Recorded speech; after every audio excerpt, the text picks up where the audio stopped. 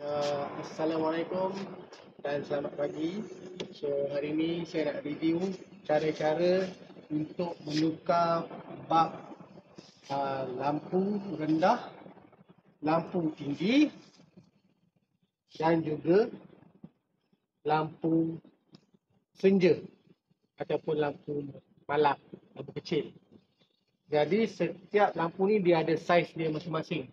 So, sekarang ni saya akan tunjuk dulu macam mana cara nak buka bab lampu. 11, tarik keluar dia punya bab dia. So dia ada klip, tekan klip ni di sini, tarik. So untuk lampu rendah kereta Azia, dia menggunakan bab saiz H11. H11. Okay, so dah buka. Kita pasang semula. Klip, masukkan klip berkemas, tekan. Okey, dah masuk. Masuk balik dalam lubang dia.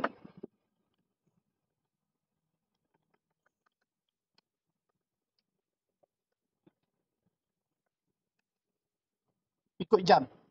Untuk tutup kita ikut jam Tadi kita buka lawan jam, kita tutup ikut jam. Okey. Bab yang kedua adalah bab untuk lampu tinggi. Okey, cara nak buka sama juga. Kita lawan jam. Dan kita tarik. So nak keluarkan bab lampu ni, tekan pada klip dan tarik. Okey, saiz untuk lampu tinggi kereta Rodo Azia ini saiz HB3. HB3. Okey, setelah kita ambil bab yang baru, masukkan balik. Betul-betul dia ada macam lekuk ni kan. Masukkan betul-betul dengan lekuk dia. Dan kita tekan sampai bunyi klip. Okey. Dah masuk. Masukkan ke lubang balik.